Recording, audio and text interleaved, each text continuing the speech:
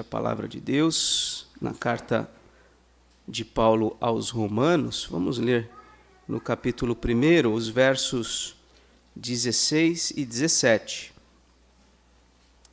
Romanos capítulo 1, versículos 16 e 17. Esses versículos, eles resumem o tema dessa carta de Paulo aos Romanos. O próprio subtítulo atribuído aí pela Sociedade Bíblica é o assunto da epístola: a justiça pela fé em Cristo Jesus. Diz assim a palavra de Deus: pois não me envergonho do Evangelho, porque é o poder de Deus para a salvação de todo aquele que crê, primeiro do judeu e também do grego, visto que a justiça de Deus se revela no Evangelho, de fé em fé, como está escrito: o justo viverá por fé.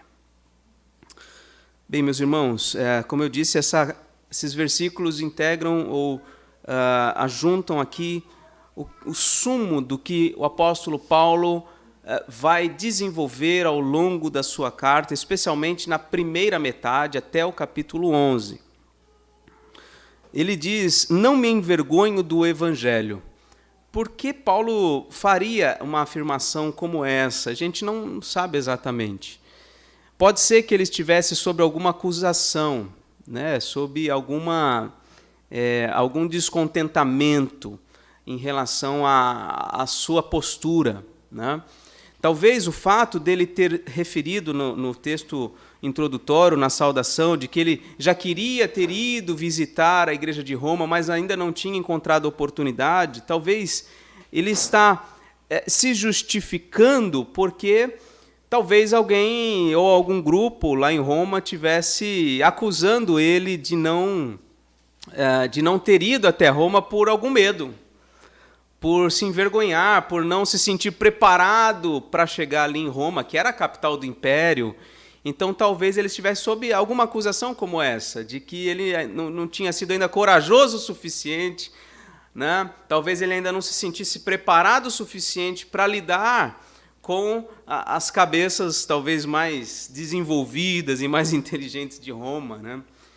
E o apóstolo Paulo, então, se justifica, talvez, diante de uma possível acusação como essa, dizendo: olha, eu já tentei ir até vocês várias vezes, ainda não consegui, e eu não tenho vergonha do que eu prego. Eu não tenho vergonha do Evangelho. E ele diz por quê? Por que ele não se envergonha do Evangelho? Porque é o poder de Deus para a salvação de todo aquele que crê. O Evangelho, isto é, a pessoa de Jesus Cristo e a sua obra na cruz e a proclamação dessa verdade é o Evangelho. O Evangelho diz respeito à vinda do Filho de Deus, a sua encarnação, a sua vida na terra, levando sobre si os nossos pecados, trazendo-nos o reino de Deus ao mundo, bem como a sua morte e a sua ressurreição. Uma mensagem absurda, estranha, para quem não compreende o Evangelho, para quem não foi esclarecido pelo Espírito Santo. Entender o poder de Deus no Evangelho realmente é algo estranho, né? A gente está mais acostumado a compreender os poderes humanos, né? Por exemplo, se você se depara com alguém que está armado, rapidamente você percebe, ele tem um poder maior do que o meu, não é?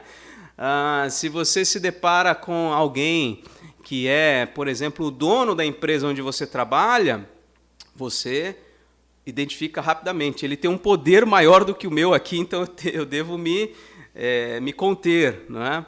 Se você, enfim, é parado no trânsito por uma autoridade policial, você também reconhece facilmente que você está submetido àquele poder. E quanto mais ainda os poderes da República, né? E nós temos visto abusos de toda ordem pelos poderes da República em todo sentido, né? Não só o poder executivo, o legislativo e talvez, sobretudo, nesse momento, o judiciário agindo além do que deveria agir, né? Fazendo coisas que não deveria fazer por arbitragem, por amor ao poder, simplesmente, pelo menos ao que parece.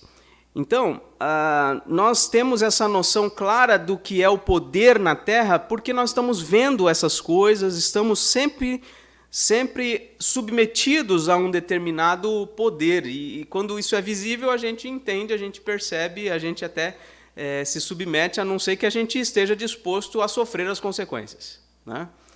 Agora, o apóstolo Paulo não se vê amarrado em nenhuma dessas circunstâncias. Ele é submisso à autoridade, sim, até quando ele estava diante de uma autoridade, certa vez, e sob acusação e tudo mais, ele falou alguma coisa que foi interpretada, obviamente, como uma rebeldia, né? E aquela autoridade que estava ali mandou que batessem na boca de Paulo. E aí disseram para ele, olha, como é que você fala assim até esqueci qual era o cargo da pessoa lá. E aí ele fala, eu não teria dito isso se eu soubesse, eu não sabia que ele era. Então, ele é alguém submisso às autoridades. Mas o apóstolo Paulo se vê cativo e submisso a um poder muito maior, que é o poder de Deus. Ele está amarrado a esse poder, a essa autoridade. Ele é servo do Deus vivo, do Todo-Poderoso, diante de quem poder humano nenhum pode subsistir, não é? Então ele diz, eu não me envergonho do Evangelho, porque o Evangelho é o próprio poder de Deus. A ação poderosa de Deus no mundo se dá pelo Evangelho. Não se dá por agentes políticos, não se dá por agentes quaisquer militares, não. O poder de Deus no mundo se dá no Evangelho. O Evangelho é o poder de Deus para a salvação. A manifestação do poder de Deus não se manifesta tão claramente em nada senão no Evangelho. Isso é possível perceber quando nós vemos pessoas sendo transformadas por Jesus. Pessoas mudando de vida, pessoas se rendendo ao senhorio de Cristo Jesus.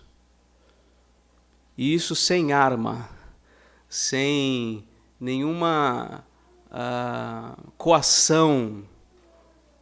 O poder de Deus, ele está no Evangelho. E esse poder não é possível ver com os nossos olhos físicos. O reino de Deus está para além do que os nossos olhos podem ver. E a gente precisa treinar nossa mente, o nosso coração a olhar da perspectiva bíblica, da perspectiva de Deus para a realidade. O Evangelho é o poder de Deus. Os filhos de Deus, portanto, deveriam estar altamente comprometidos com o Evangelho e com a proclamação das virtudes desse Rei do reino, que é Jesus Cristo. Ele diz, o Evangelho é o poder de Deus, eu não tenho vergonha do Evangelho. O Evangelho salva todo aquele que crê.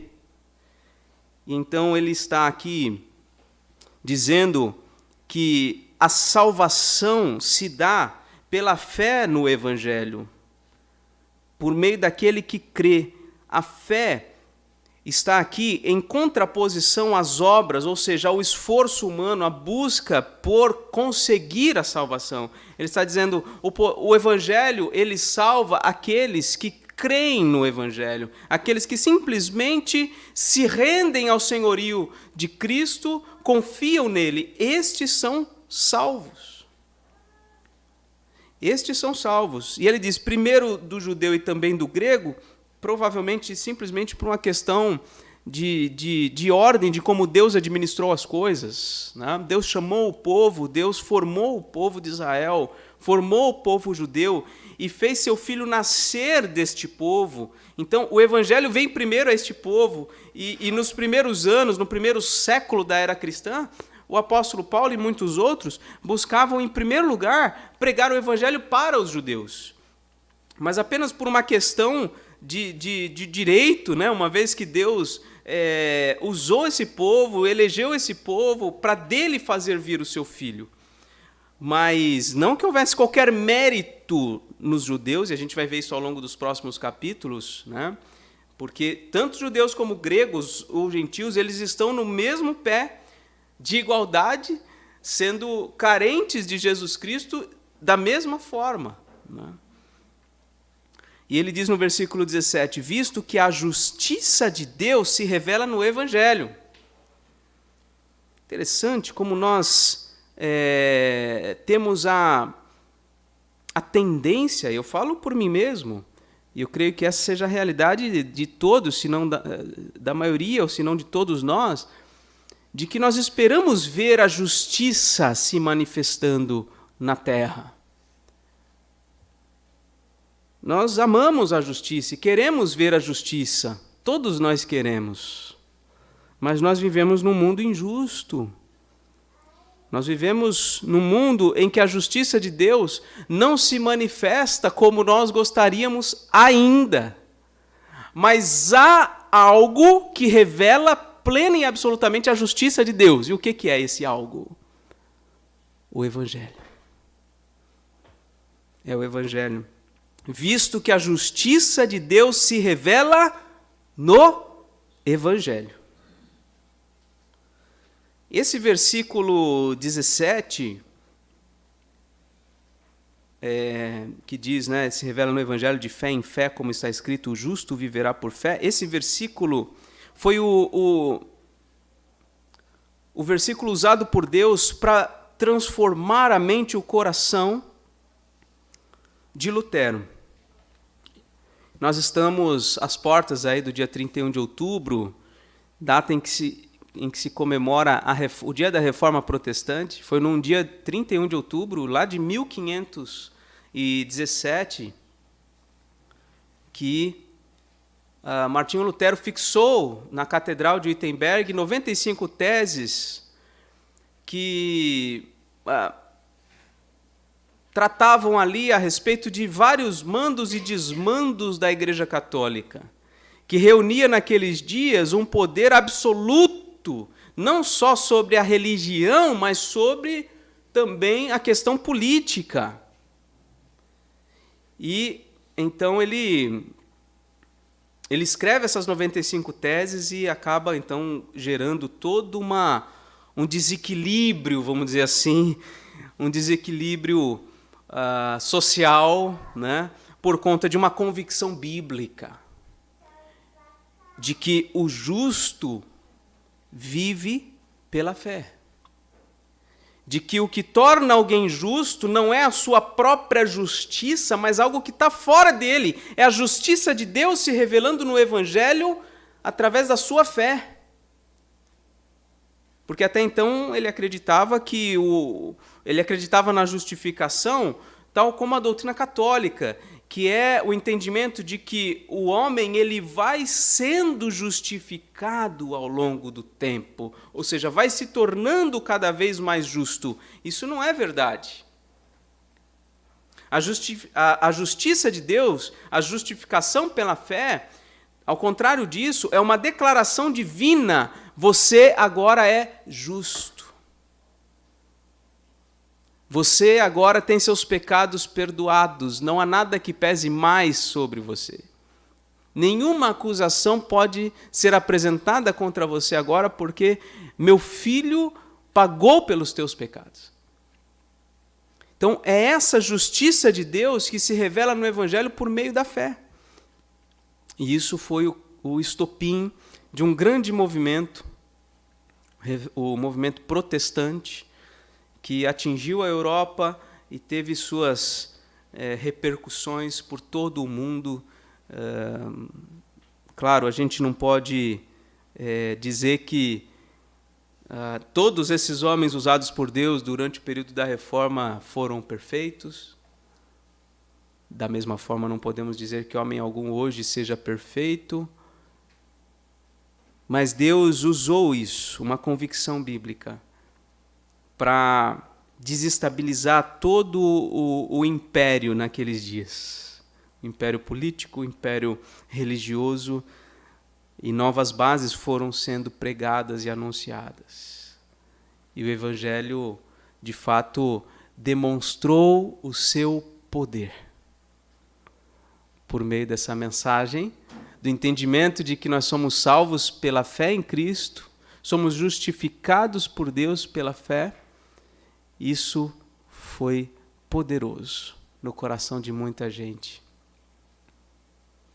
Pessoas foram salvas, foram transformadas.